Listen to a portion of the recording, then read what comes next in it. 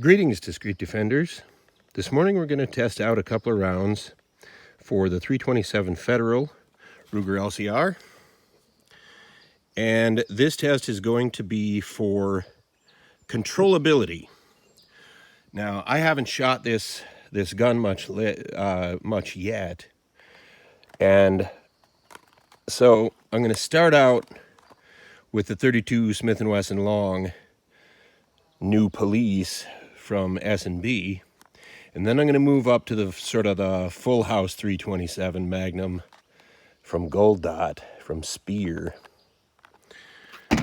Now, Gun Sam, revolver aficionado, has done some good chronograph testing on these.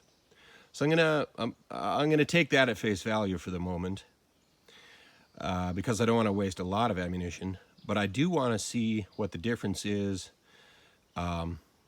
for recoil and whether or not I can actually handle this. Now, as you know, the 327 is a 6-shot revolver in the Ruger LCR. So I'm going to be firing 6 shots at each of these targets. On the left, I'm going to shoot the 32 Smith & Wesson Long, and I'm only going to be about 5 yards back. I'm going to sit, but I'm not going to rest the gun on anything.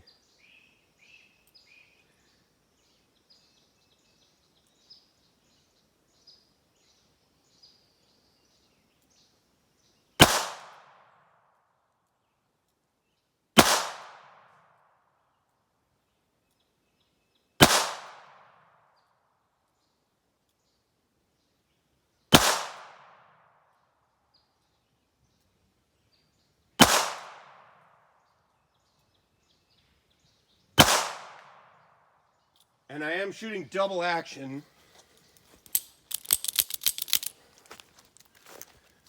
Yeah. 1, 2, 3, 4, 5, 6. That's a pretty good load. Pretty consistent pattern on the 32 Long. And I apologize, I don't have a cameraman today. So I'm going to be running everything myself. There will be a little bit of a delay while I laboriously load up the Gold Dots, because I don't even have a speed loader for it yet.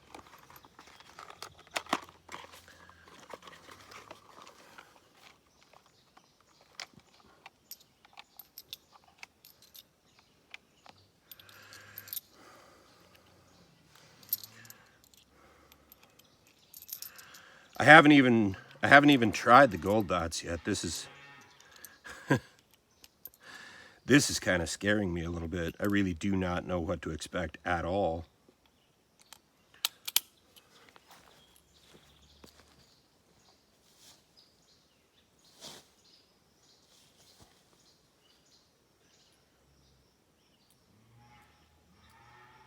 Continuing to shoot double action.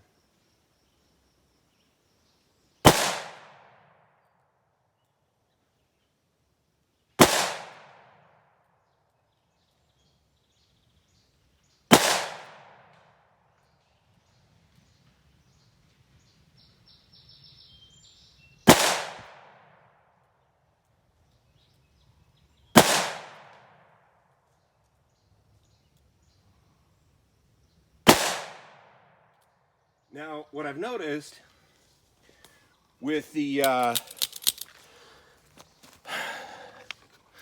full house 327 Magnums, aside from a lot more recoil and sound, is that they hit, that they're much better centered relative to the sight picture.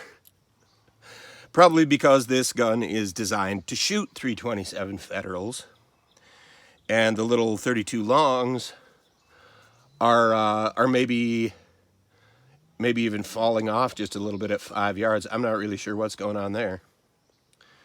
But even in double action mode, taking my time lining up the shots, it's not bad.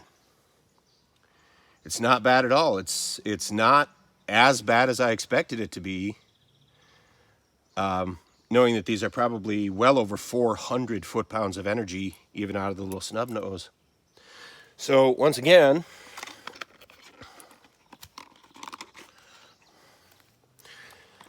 here's your 32 long, and here is your 327 Federal.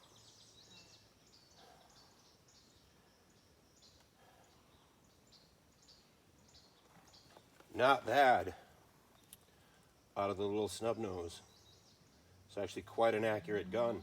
One other thing I do notice with the 327 Federal that I do not like is a little bit of back spray of something. Maybe it's unburned powder.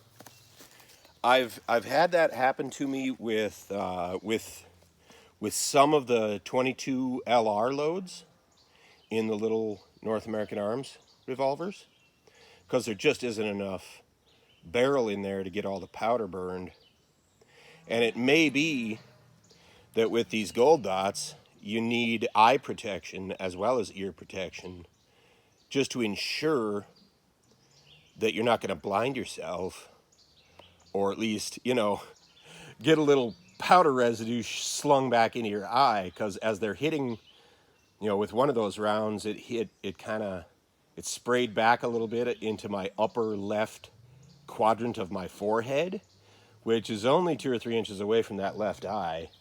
And I'm like, man, I'd hate to get any of this stuff in my eye while I'm in an actual gunfight. That might not be to my advantage. That might not augur to my advantage.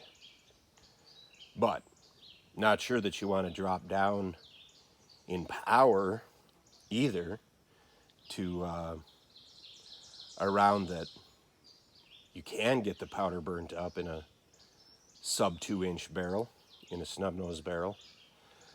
So not really sure what the solution is there, except to wear eye protection all the time, all over the country. All right. Thanks, folks. This has been Dave with DDR.